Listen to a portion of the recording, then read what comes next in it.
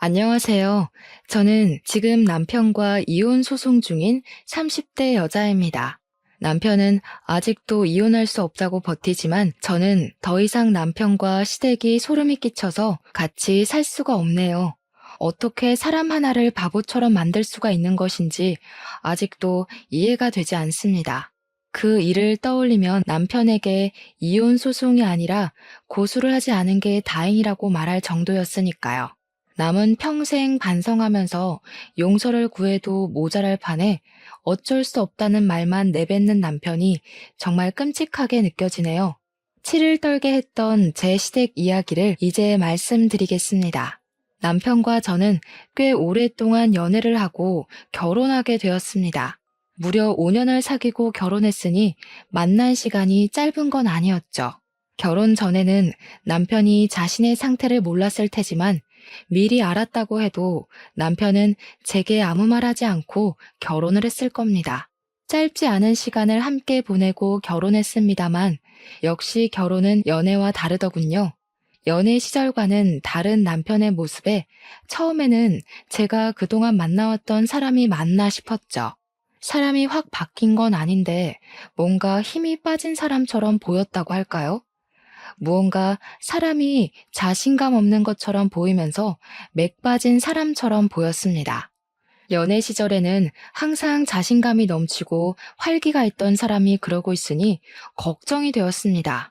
회사에 무슨 일이라도 있어서 저러는 건가 싶었죠. 자기야, 회사에 무슨 일이라도 있어? 요즘 왜 그래? 축 처져서 무슨 일이 있으면 나한테 말이라도 해봐. 그래야 도울 수 있는 일이면 같이 도와주지. 아니야, 별일 아니니까 신경 쓰지 않아도 돼. 진짜야, 신경 쓰지 마. 남편은 스스로 별일 아니라고 했지만 남편만 바라보는 저는 속이 참 불편하더라고요. 제가 어디선가 들은 바로는 남자도 혼자만의 시간을 가지는 게 중요하다고 하더군요. 그래서 자꾸 이유를 캐물으면 남편이 짜증을 낼까 싶어 남편에게 혼자만의 시간이 생기도록 많이 노력했습니다. 남편의 기운 빠진 모습은 하루 이틀을 넘어 한 달이 넘어가도 좀처럼 좋아지지 않았습니다. 무슨 일 때문에 저렇게 우울해 보이나 싶어도 무슨 일인지 말을 안 해주니 알 수가 없었죠. 그 맥 빠진 모습은 1년 가까이 유지가 되었습니다. 처음에는 걱정하던 저도 익숙해져서 그냥 그런 사람인 걸 내가 몰랐나라고 생각할 정도로 착각을 하게 될 정도였죠. 결혼한 지 1년쯤 될 때였습니다.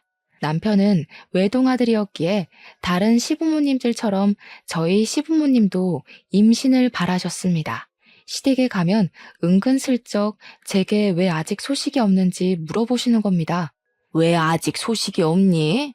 옆집 정인애는 결혼한 지 3개월도 안 되어서 임신했다고 하던데 그 신혼여행에서 아기 들어서는 게 뭐더라? 시어머니의 말에 시아버지가 대신 대답하셨습니다. 허니문 베이비라니까. 맞다. 허니 베이비 가졌다고 하더라. 너희는 왜 소식이 없니? 혹시 피임하고 그러냐? 결혼했으면 애를 가져야지. 절대 피임 같은 거 하지 마라. 허니문이래도. 시끄러워. 내가 말하고 있잖아. 당신은 좀 끼어들지 좀 마. 며느리 앞에서 내 체면 좀 생각해. 저희 시댁은 주도권은 시어머니의 독재 체제였습니다. 아버님은 어머님이 시키면 시키는 대로 하시는 분이셨죠. 그런 건 안 하니까 걱정하지 마세요. 저희도 노력하고 있어요. 보통 큰 이유 없으면 3년 이내로 생긴다고 하네요. 그래, 그런 건 안 한다고 하니까 다행이다만 그래도 신경 쓰고 해라.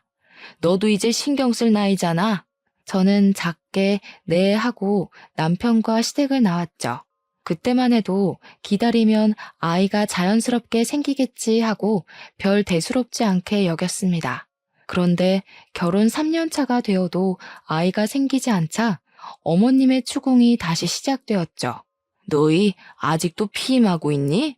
내가 전에 하지 말라고 하지 않았어? 왜 아이 소식이 없는 거야? 저희도 애 낳고 싶어요, 어머니. 그런 거 안 한다고 말씀드렸잖아요. 제 말을 들은 어머님의 두 눈이 동그래지시는 겁니다. 지금까지 저희가 아이가 안 생기는 것은 피임 탓이라고 생각하고 계셨나 보더라고요. 아이고, 그게 무슨 말이냐?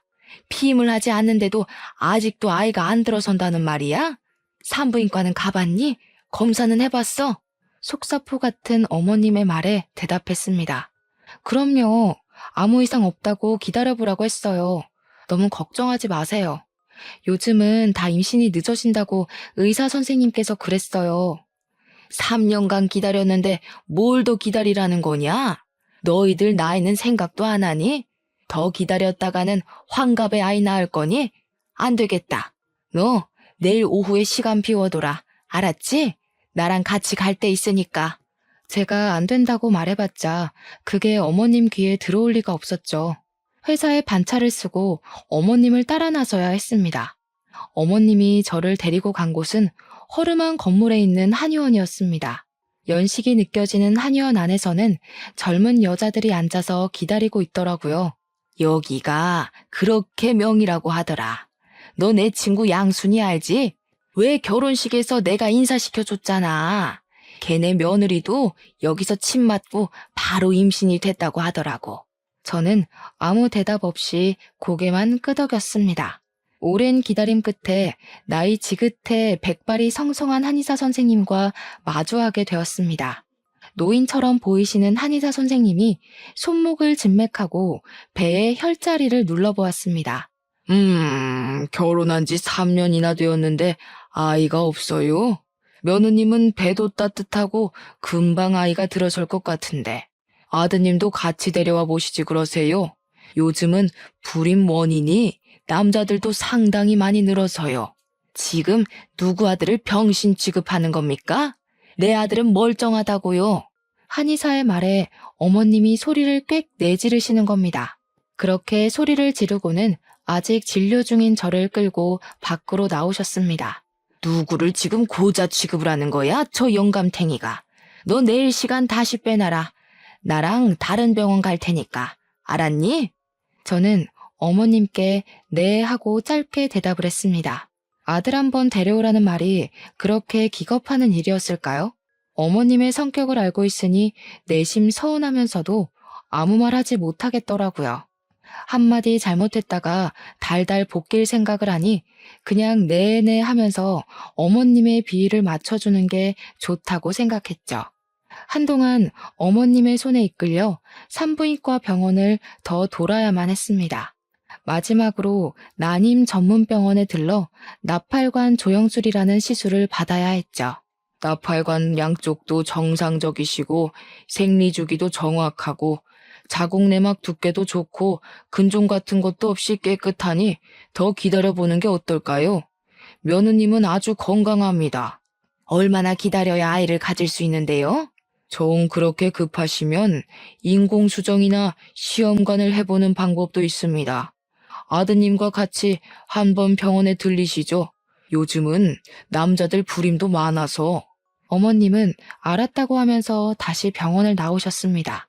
이렇게 임신에 적극적이시면서 왜 아들이 정상적이지 않다는 말만 나오면 격하게 반응을 하시는지 알 수 없었습니다. 어머님의 그 모습이 은근히 속상했죠. 꼭 제게 문제가 있다는 뜻으로 보였으니까요. 어머님은 여러 명의 의사들에게 제가 지극히 정상이라는 말을 듣고서야 병원 투어를 멈추셨죠. 제가 정상이라는 말을 듣고도 어머님은 임신에 더욱 적극적으로 나오셨습니다.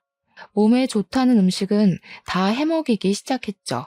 보약이며 보양식이며 안 먹은 게 없을 정도였습니다. 그런 어머님의 정성에도 5년 넘게 저희에게 아이는 찾아오지 않았죠. 기다리기가 지쳤는지 어머님이 저희에게 먼저 시험관을 하는 게 어떻겠냐고 말하셨습니다. 아이가 쉽게 생기지 않을 것 같으니까 시험관을 해보는 건 어떻겠니? 보통은 나팔관이 막혀있지 않으면 인공수정을 하는 게 일반적인데 어머님은 인공수정을 건너뛰고 시험관을 하라니 깜짝 놀랐습니다. 그런데 제가 병원에 다녀왔을 때는 시험관보다 인공수정을 해보라고 하던데요. 바로 시험관을 하는 건 좀 그렇지 않을까요? 너는 하나는 알고 둘은 모르는구나.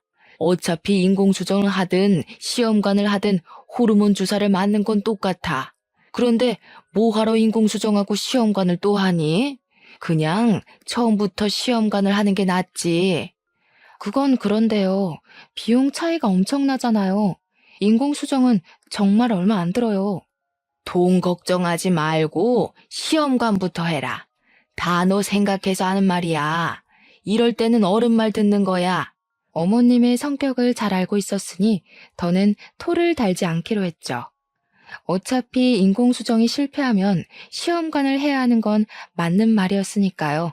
시험관을 하는 일은 정말 쉬운 일이 아니었습니다. 호르몬 주사를 맞는 것도 그랬지만 3일에 한 번 정도는 병원에 가서 난소에 있는 난자가 얼마나 컸는지 봐야 했기 때문이었죠. 그래도 아기를 갖기 위해서는 어쩔 수가 없었습니다. 저도 제 친구들처럼 아이를 낳아 남편과 알콩달콩 살고 싶었습니다. 아이만 가질 수 있다면 이런 고생쯤은 아무것도 아니라고 생각했죠. 어느새 시간은 흘러서 배란 채취일이 되었습니다. 신선한 정자를 난자에 넣기 위해서는 남편이 병원에 직접 방문하는 게 가장 좋은 방법이었죠.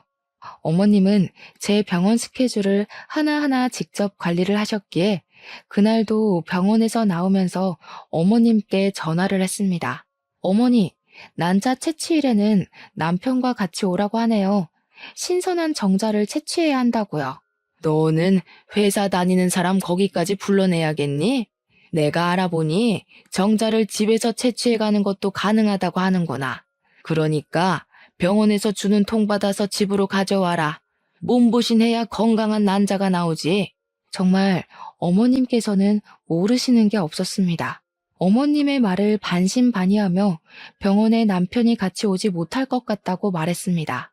그랬더니 정말 작은 보온통 같은 것을 주는 겁니다.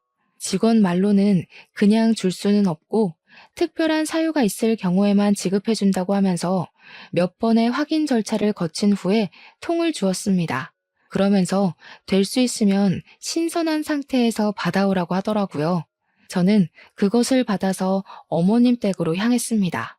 어머님 댁을 가니 이번에도 상다리가 부러지게 음식을 차려놓고 기다리고 계셨습니다. 마침 남편도 퇴근해서 왔고 오랜만에 진수성찬이라 남편과 저는 참 허겁지겁 먹었네요. 식사를 끝냈더니 아직 초저녁인데도 잠이 솔솔 오기 시작하는 겁니다. 내일이면 지겨운 호르몬 주사도 끝이라는 생각을 해서인지 꾸벅꾸벅 졸기 시작했고 남편도 일하느라 졸리다며 같이 남편 방에 들어가 잤습니다. 그렇게 8시간을 내리 잤더니 어찌나 개운하던지 몸이 찌푸둥했지만 정신은 참 맑아지더라고요. 그런데 남편도 저랑 같이 일어난 줄 알았는데 책상 위에 놓여져 있던 통을 보니 이미 그게 받아져 있더라고요. 남편이 아침에 시간이 없을 것 같아서 새벽에 미리 받아놓았다고 말하면서 아침을 먹자마자 급하게 출근을 했습니다. 아침 일찍 난자를 채취해야 했기에 저도 그 통을 들고 예약해둔 병원에 아침 일찍 방문했죠. 난자를 채취하고 바로 정자를 난자에 삽입해서 체외 수정을 해서 배아를 만든다고 하는 겁니다.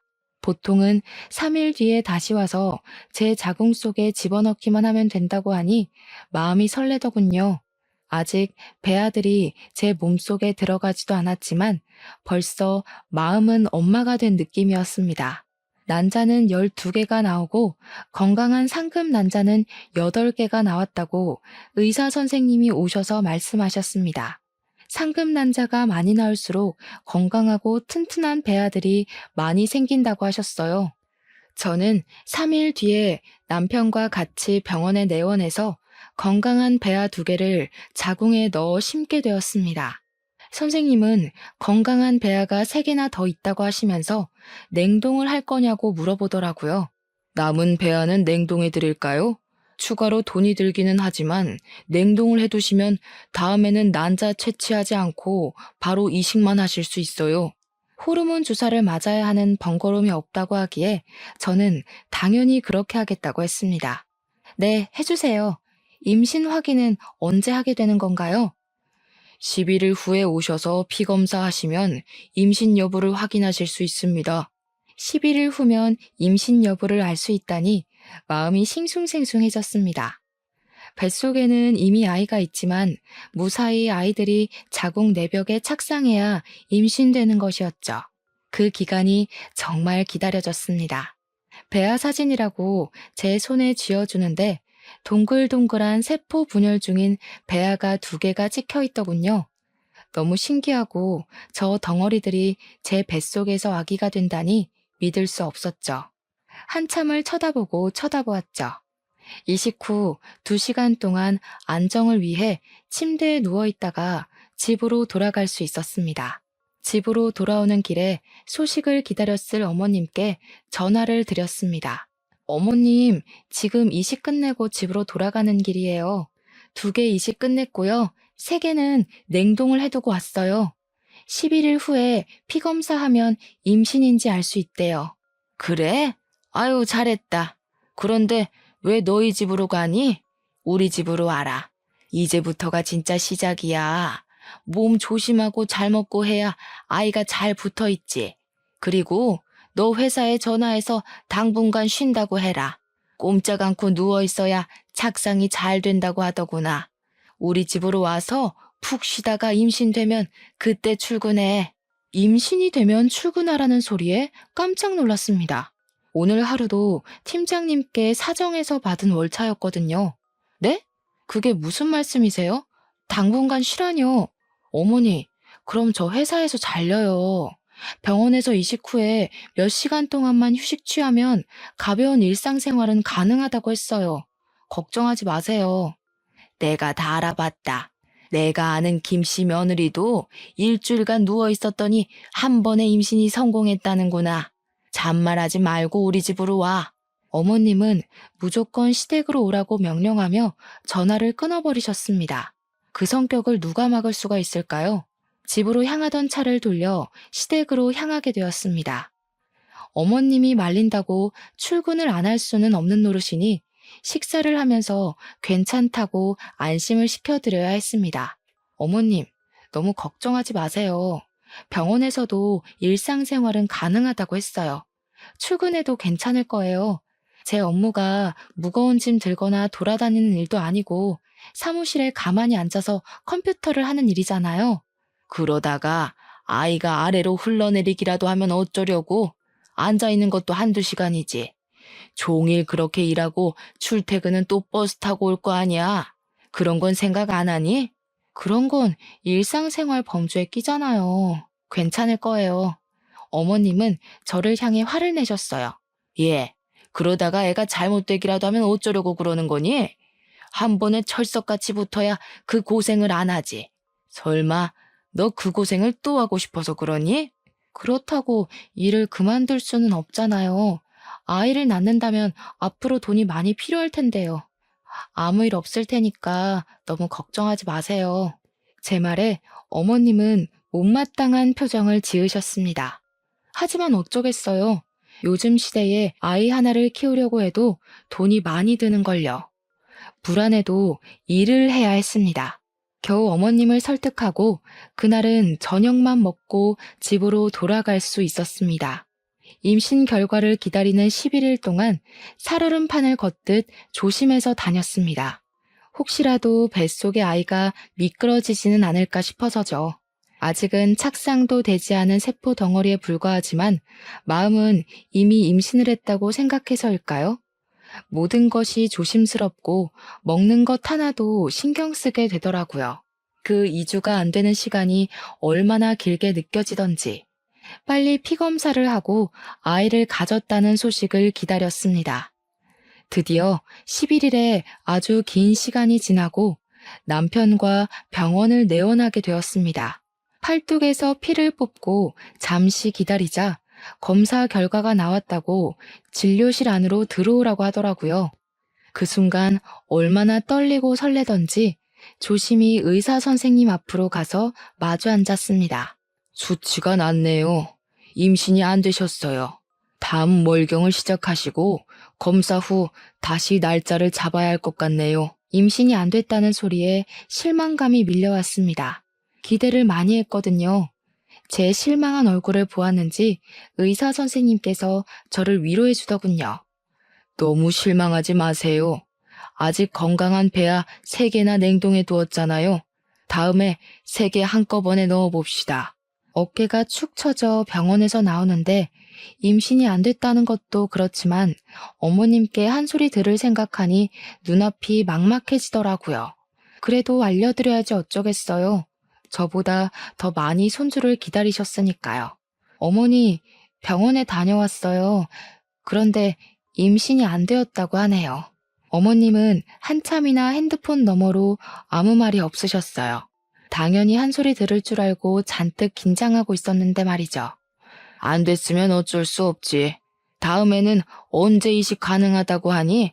그 냉동인가? 그거 할 수 있다고 했지? 이미 안 된 건 잊어버리고 빨리 다음 이식 준비해라. 딱 그 말만 하시고 전화를 끊으시더라고요.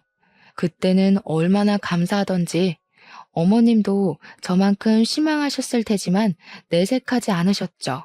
집으로 돌아가는 길에 남편은 아무 말이 없었습니다. 제가 말을 걸어도 뚝뚝 끊어지는 단답형 말뿐이었죠. 처음에는 실망이 너무 커서 그러나 생각했습니다. 그런데 며칠이 지나도 그의 기분은 쉽게 나아지지 않는 겁니다. 예전처럼 또 말을 잘하지 않는 남편의 모습에 저도 점점 지쳐만 갔습니다. 착상에 실패해서 저도 예민할 수밖에 없었던 상황이었고, 이제는 남편에게 말 거는 것조차 포기하고 말았습니다. 그렇게 서로 대화를 잃어간 채 한 달이 지나버렸고, 어김없이 생리가 터지고 말았습니다. 생리가 터질 것을 알고 있었지만 정말 실망스럽더군요. 사람 마음이 그렇잖아요. 혹시라도 기적이 일어나지 않을까 하는 마음이요. 저는 다시 병원을 내원하고 피검사를 하고 이식 날짜를 잡아야 했습니다. 호르몬 주사를 맞지 않을 뿐이지 복잡한 건 똑같았습니다.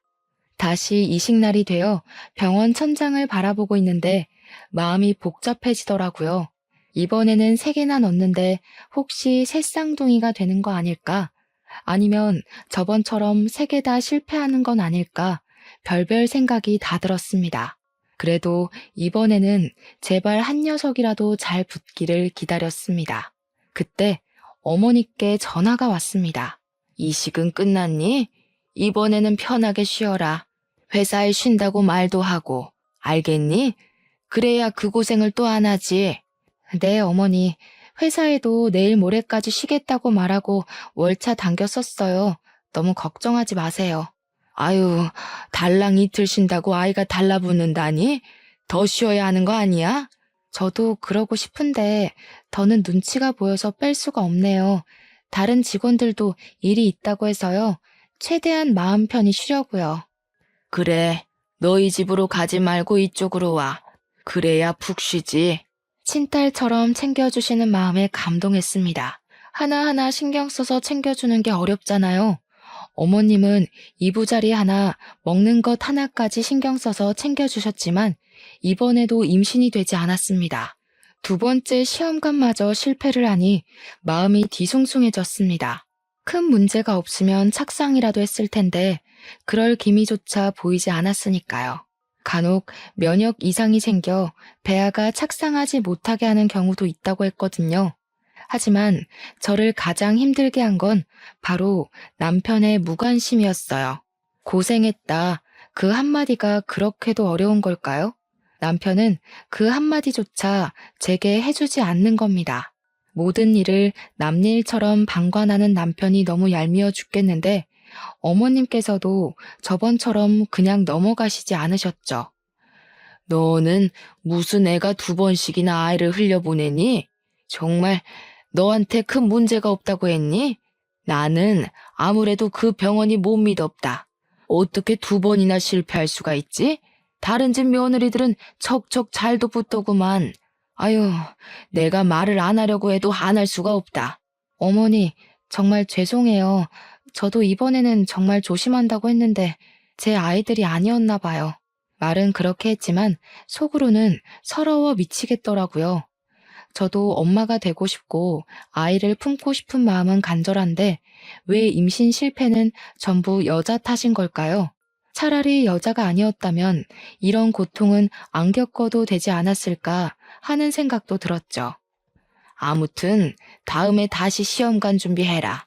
이번에는 직장을 그만두고서라도 임신을 해야지. 이렇게 해서 어느 세월에 임신한다니? 직장을 그만두라는 말에 숨이 턱 막혀왔습니다. 제 모든 인생을 임신에만 매달려야 하는 건 아니잖아요. 어머님이 직장까지 그만두고 임신에 집중하라고 하는데 저는 그러고 싶지 않았습니다. 꼭 아이를 낳고 살아야 될 필요도 없고요. 상황에 맞춰 살면 되는 거 아닐까요? 그래서 처음으로 어머님께 반기를 들었습니다. 대답 안 하고 뭐하고 서 있는 거야? 직장 안 그만둘 거니? 응? 그렇게 해서라도 아이를 가져야 할 거 아니야. 조금 쉬었다가 하면 안 될까요? 연속으로 2번이나 시험관을 했더니 몸이 너무 축난 것 같아요. 몸이 회복되고 나서 할게요. 그게 무슨 말이야? 하려면 바로 해야지. 아이가 너를 기다려주기라도 한다던? 바로 해라. 벌써 너희가 아이를 못 가진 게 몇 년인지 알기나 하니? 벌써 낳아도 2~3명은 낳았겠다. 저희 결혼 기간이 짧진 않은 시간이었지만 한 번에 임신하려고 하니 심적으로 부담이 되었습니다. 어머님의 말도 틀린 말도 아니었죠. 지금 멈추면 언제 다시 할지 모르는 일이니까요. 당시에 제가 가장 무서웠던 건 제 배를 찌르는 호르몬 주사가 아닌 이식 후 11일을 견디는 시간을 다시 겪어야 하는 것이었습니다. 설레고 기대했던 그 시간이 피검사 한 방으로 쓸려 내려가야 했던 그 경험을 다시는 하고 싶지 않았죠. 남편이라도 옆에서 거들어주면 좋겠다 싶었는데 그는 그럴 생각이 없는지 멀뚱멀뚱 핸드폰만 들여다보고 있는 겁니다. 자신은 편하게 정자만 빼주면 그만이라는 것처럼요. 첫 시험관 실패 후 그는 계속 그렇게 무관심의 상태로 지냈습니다. 저는 어떻게 해서든지 남편의 아이를 가지고 싶어서 노력하는데 제게 관심조차 주지 않는 것은 너무하다고 생각했죠. 정말 몸이 힘들어서 그래요. 한 달만이라도 쉬었다가 다시 하겠습니다. 안 된다니까 그러네. 너 나이가 몇인지는 아니? 언제 아이 낳아서 키울래? 아직 젊으니까 언제까지 젊을 줄 아는 거냐? 너 혹시 정말 몸에 이상이라도 있는 거 아니냐? 그러지 않고서야 배알을 5개나 넣고도 임신이 안 되었다는 게 말이나 되는 일이야? 어머님의 말에 서러웠습니다. 눈물이 볼을 타고 왈칵 쏟아져서 손으로 눈물을 닦아냈습니다. 그 상황에서도 남편은 핸드폰만 쳐다보고 있는 겁니다. 속이 뒤집히려고 하는데 어머님 옆에 있던 아버님이 남편 대신 말을 거들어 주셨죠. 아유, 그만 좀 해. 며느라기가 울잖아. 한 달 쉰다고 안 생길 아이가 생기는 것도 아니고 생기려면 때 되면 생기겠지. 지금 이 양반이 알지도 못하면 가만히 앉아서 텔레비전이나 봐. 내가 지금 며느리랑 이야기 중인 거 안 보여? 유일하게 제 편을 들어주던 아버님은 어머님의 핀잔에 입을 다물고 시선을 텔레비전으로 돌리셨습니다. 그 상황에서 제가 할 수 있는 것은 알겠다는 말밖에 없었습니다. 마음이 내키지 않으니 집으로 돌아오는 내내 정말 시험관을 다시 해야 하는 게 맞는 건지 의문이 들었죠. 정말 너무하다고 생각하지 않아? 나는 어떻게 해서든지 당신 아이 가지고 싶어서 노력하는데 당신은 뭐야? 어머님이 바로 이어서 하라고 다그칠 때 한마디라도 거들어줄 수는 없어? 꼭 그렇게 핸드폰만 들여다보고 있어야 해? 나보다 핸드폰이 더 중요하냐고. 남편도 제게 신경질적으로 반응을 했습니다. 내가 무슨 말을 해야 하는 건데? 시험관 실패한 건 당신이지 내가 아니잖아. 그런데 나보고 무슨 말을 하라고 그러는 거야? 자기가 하기 싫으면 그냥 하기 싫다고 말하면 되잖아. 당신도 아이 가지고 싶어서 그만두겠다는 말 안 하는 거 아니야? 남편의 말에 기가 막혔습니다. 남편의 말은 꼭 저 혼자 아이를 가지고 싶어 안다라는 사람 같았죠. 본인은 아이를 원치 않았다는 듯이 말이죠. 당신은 아이를 원하지 않는다는 소리야? 왜 시험관으로 생기는 아이는 당신 아이 같지가 않아? 저번부터 왜 그러는 건데? 난 당신만 있으면 돼. 아이 없어도 괜찮다고. 그런데 당신이나 어머니는 아이를 안 가지면 큰일 나는 사람들처럼 구니까 그렇지. 뭐? 내가 언제? 나는 어머님이 시키니까 그대로 따랐을 뿐이잖아. 당신도 결혼한 지 1년도 안 됐을 때부터 어머님이 나 앉혀놓고 한 이야기 다 들었잖아. 그런데 왜 내 탓을 하는 거야?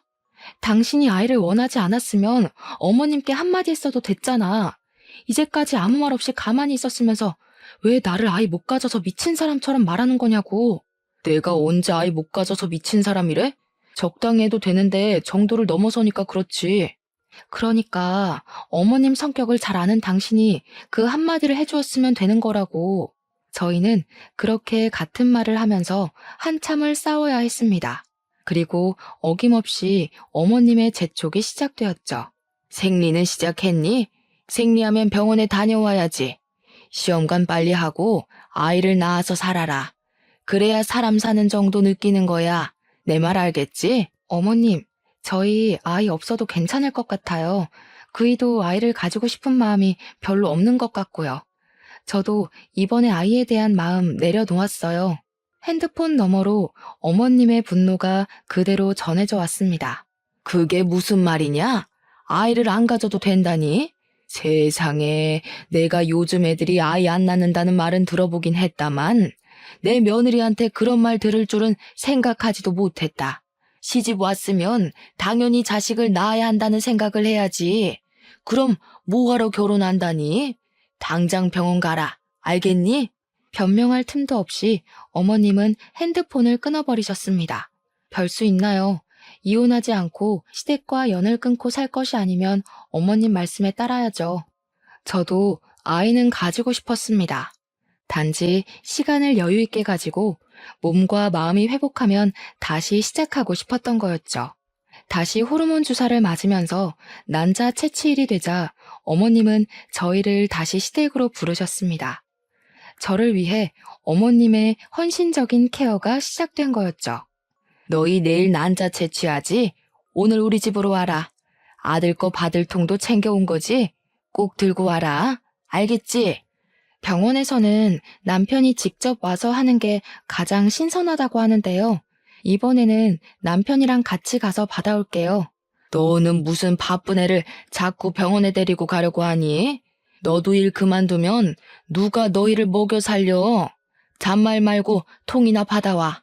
제 생각으로는 신선한 정자가 성공률이 더 높을 것 같은데 굳이 정액을 받아서 가라니 이해가 되지 않았습니다.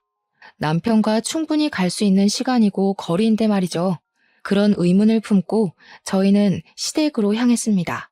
어머님은 저를 위해 다시 상다리가 부러지게 음식을 차려주셨습니다. 너무 감사했죠. 이번에는 꼭 착상에 성공해서 어머님께 손주를 안겨드리고 싶었습니다. 그런데 저녁을 먹고 나니 졸음이 밀려들었습니다. 몇 달 동안 몸을 축내며 시험관을 하면서 최근에 체력이 많이 떨어졌는지 조금만 무리한다 싶으면 졸음이 쏟아져 왔거든요. 저녁 식사를 마친 상을 치우는 중에도 눈꺼풀이 감겨왔어요. 참아보려고 눈을 부릅떠도 눈이 감겨오는 겁니다. 서둘러 상을 치워놓고 남편의 방으로 들어가서 먼저 잠을 자게 되었습니다. 한 3시간 정도 잤을 때 목이 말라 깨고 말았죠. 그런데 거실에서 사람들의 목소리가 귓속에 들려왔습니다. 잠결이라 잘 들리지 않았지만 남편의 목소리라는 것은 확실히 알겠더라고요. 이거 꼭 계속해야 해요? 그냥 그만하면 안 돼요. 아이 없이 그냥 살겠습니다. 그게 저희에게도 더 좋을 것 같고요.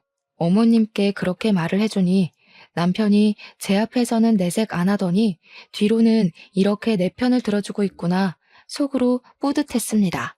그런데 뒤에 들려오는 말이 조금 이상해지기 시작했죠. 그게 무슨 말이야? 아이는 있어야지. 아이 있는 것하고 없는 것하고 얼마나 차이가 크게 나는지 알기나 하는 거야? 이렇게 해서 낳은 아이가 제 아이예요? 아버지 아이잖아요. 저 사람 속여 낳아도 제 아이가 아니라 제 동생이 태어나는 거라고요. 제 아내 몸에서 낳은 동생을 보면서 어떻게 평생 살라는 말이에요? 시끄러워. 그렇게 해서라도 아이를 낳아야 고자라는 소리를 안 듣지. 아휴, 난 부끄러워서 어디 가서 말도 못하고. 아이 하나만 떡하니 낳아봐라. 아무도 네가 그 무정자증이라는 거 아무도 모를 거다. 순간 제 귀를 의심했어요. 남편의 아이가 아니라 아버님의 아이라니. 거기다 남편이 무정자증이라는 말은 처음 듣는 말이었죠. 화가 머리끝까지 치밀어 오르자 밀려 들어오는 잠도 확 깨버리는 겁니다. 문을 벌컥 열고 거실로 나가자 세 사람이 놀란 토끼 눈을 하고 저를 쳐다보았습니다. 저는 남편에게 다가갔습니다. 그게 무슨 말이야? 방금 그 말 무슨 말이냐고. 사실대로 말해, 빨리. 남편은 저를 보고 깊은 숨을 내쉬더니 고개를 푹 숙이고 말했습니다. 미안해. 그동안 당신이 가져간 통에는 내 거가 아니었어. 우리 아버지 거였지. 나도 결혼 전엔 몰랐는데 결혼 직전에 갑자기 붉은 물이 나와서 병원에 갔더니 무정자증이라는 거야. 수치스러워서 아무한테도 말 못하고 어머니도 누구보다 손주를 원하시니까 내가 말 안 하면 그만일 거라고 안일하게 생각해버렸어. 일이 이렇게 커질 줄 나도 몰랐어. 여보, 정말 미안해. 지금 그걸 말이라고 하는 거야? 무정자증을 처음 알았을 때 나한테 말해야 하는 거 아니야? 왜 어머님에게는 말하고 나에게는 말 한마디 안 한 거야? 그리고 병원에서 검사했을 때는 무정자증 판정이 안 나왔잖아. 그때는 병원 내원하기 전에 미리 아버지의 것을 받아갔었어. 몰래 아버지 것으로 바꿔치기 해서 검사를 한 거야. 당신이 아이를 너무 좋아하니까 무정자증이라고 말하면 이혼하자고 할까봐 말 못하겠더라고. 그렇다고 나를 속여서 아버님 아이를 낳게 하는 게 말이 되는 소리래? 정말 눈이 뒤집혀서 폭발할 지경이었죠. 그런데 남편 옆에 계시던 어머님의 말이 더욱 가관이었습니다. 누구 애든 낳으면 되지 않니? 어차피 너희 남편이랑 피가 섞인 건 마찬가지잖아. 뭐가 문제라고 이렇게 소란인 줄 모르겠구나. 이 문제가 얼마나 심각하고 잘못되었는지 모르시는 어머님의 모습에 경악을 했습니다. 저는 어머님을 향해 소리쳤습니다. 어머님, 지금 제정신인 거예요? 그렇게 나오면 뭐예요? 어머님이랑 피 한 방울도 안 섞인 아이가 생기는 거예요. 시아버님의 아이가 다른 여자한테서 생기는 거라고요. 그런 생각은 하나도 안 하셨나 봐요. 저는 도저히 이 미친 집구석에서 못 살겠습니다. 당신, 나랑 당장 이혼할 준비해. 저는 거둑과 차키만 들고 시댁에서 뛰쳐나왔습니다. 차를 운전해서 친정으로 향했죠. 가는 내내 이 어이없는 상황에 눈물이 흘러내렸습니다. 사랑했던 남편과 믿었던 시댁이 저 몰래 이런 끔찍한 짓을 꾸몄을 거라고 상상도 못했습니다. 임신이라도 했더라면 그 아이는 누구의 아이라고 해야 하는 걸까요? 생각만으로도 끔찍했습니다. 연락도 없이 새벽에 친정으로 찾아가자 친정엄마 또한 놀라셔서 제게 남편과 싸웠냐고 물어보셨습니다. 저는 엄마에게는 아무 말도 하지 못했습니다. 그 일을 어떻게 설명을 해야 할지 막막하기도 했지만 다시 입 밖으로 꺼내는 제가 비참했거든요. 임신이 되지 않았지만 그게 시아버지의 시라는 말을 어떻게 할 수가 있었겠어요. 이혼이 진행되는 단 며칠만이라도 마음 편하게 주무시게 해드리고 싶었습니다. 하지만 시어머님은 그 며칠도 그냥 놔두지 않으셨습니다. 다음날 어머님은 친정집으로 찾아오셨죠. 너 이게 무슨 경우니? 오늘이 난자 채취일인 거 몰라서 병원에 안 가는 거야? 다시 한 달을 기다려야 한다는 거 몰라서 이러는 거야? 네 남편 알면 어떻고 네 시아버지 알면 어떠니? 나는 그런 거 아무 상관도 안 한다. 너도 내 아들 좋아하고 같이 살 요량이면 그냥 순순히 받아들여라. 옆에서 잠자코 듣고 있던 엄마가 얼굴을 찌푸렸습니다. 이게 무슨 말이야? 누구의 아이를 어쩌고 저째? 네 시아버지 아이가 왜 나오는 거야? 제가 지난번에 했던 시험관 배아가 남편의 정자를 넣은 게 아니고 시아버지의 정자를 넣은 거였대요. 남편이 무정자증이라서 저를 속이고 시아버지 아이를 가지게 하려고 했어요. 친정엄마는 제 말이 끝나자마자 시어머니의 멱살을 잡으셨습니다. 우리의 말이 사실이에요? 아니, 지금 남의 딸한테 뭐 하는 짓인 거예요? 지금 사돈 딸은 우리 집안 며느리예요. 저희 집에 며느리로 들어왔으면 집안의 대를 이으라고 말하는 게 그렇게 이상한 겁니까? 제 아들이 정자가 없으니 시아버지 정자라도 받아서 대를 이어야죠. 당신 나가. 당장 내 집에서 나가. 아무리 그렇다고 해도 사람이 할 짓이 있고 아닌 게 있는 겁니다. 물어봐도 거절할 판에 속이고 그런 일을 저질렀으면 최소한 잘못했다고 말해야지. 고소하기 전에 빨리 꺼져요. 어머님은 한참을 엄마를 노려보시더니 뒤돌아가셨습니다. 너는 그런 일이 있었으면 엄마한테 당장 말을 해야지. 말도 안 하고 뭐 하고 있었던 거야?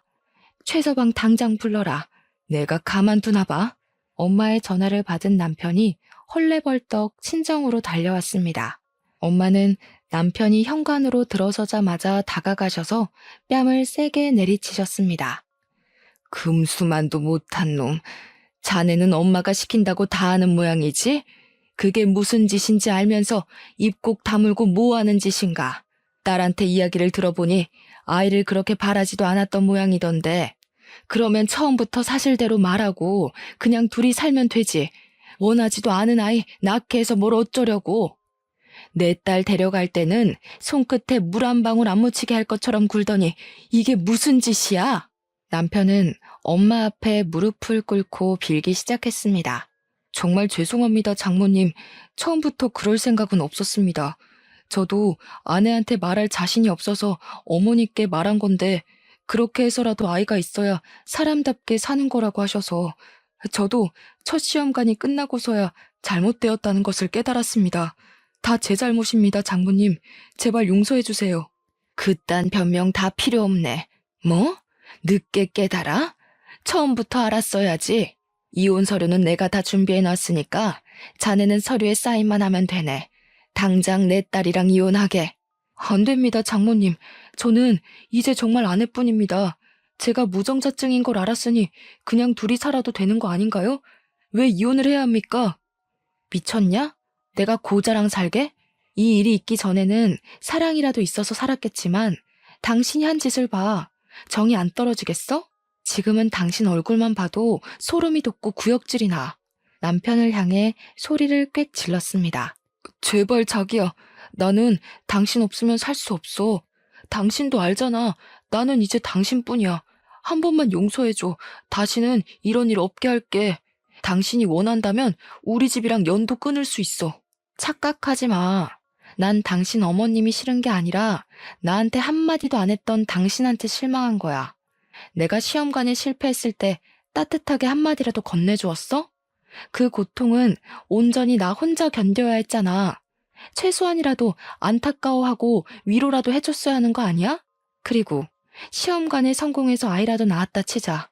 그럼 당신은? 아빠 노릇은 잘했을까? 당연히 안 했겠지. 남편은 아무 말 못하고 그 자리에 서 있었습니다. 당신이 이혼을 계속 거부한다면 어쩔 수 없이 우리는 소송으로 가야겠네. 송장 보낼 테니까 가서 기다려. 현관 밖으로 남편을 밀어내고 문을 쾅 닫아버렸습니다. 어떻게 끝까지 저렇게 뻔뻔하게 나올 수가 있죠? 그런 끔찍한 짓을 제게 저질러 놓고 아무 일 아니다는 듯이 구는 시댁 식구들 얼굴을 다시는 보기 싫었습니다. 제게는 시험관에 실패한 것이 하늘이 내려준 천운이나 다름이 없었죠. 힘들게 낳는다고 쳐도 시아버지의 아이를 보며 어떻게 평생을 살 수가 있었겠어요. 결국에는 아이를 원망하고 미워하게 되었을 겁니다. 저를 모두 속이고 만든 아이였으니까요. 저의 지속적인 이혼 요구에 남편은 계속 이혼을 거부하는 겁니다. 남편과 빨리 이혼하고 관계를 끊어내고 싶었지만 합의 이혼을 거절하니 어쩔 수 없이 지금은 변호사를 선임해서 이혼 소송을 진행 중입니다. 남편과는 이혼을 해서 헤어진다고 쳐도 제 마음에는 이미 커다란 트라우마가 남아버렸습니다. 잠도 수시로 깨고 한동안 술을 먹지 않으면 잠이 들지 못할 정도였죠. 지금은 신경정신과를 다니면서 상담도 하고 약도 꾸준히 먹은 덕분에 차차 좋아지고 있어요. 아직도 그 일을 생각하면 어이가 없어서 답답한 마음에 익명의 힘을 빌려 이곳에 글을 적게 되었네요. 이렇게 글을 적어 올리면 꽉 막힌 속이 조금은 시원해질까 싶어서 말이죠.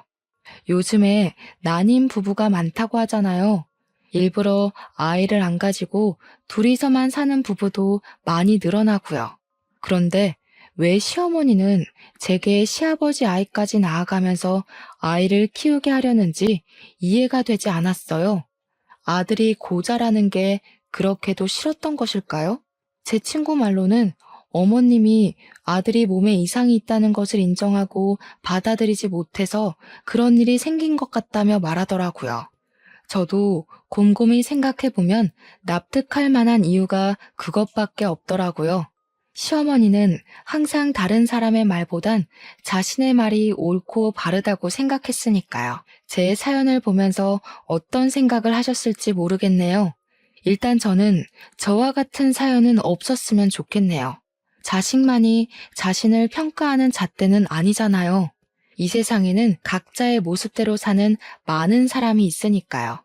모두 즐거운 일만 가득하시길 빌면서 이만 긴 글을 줄이겠습니다.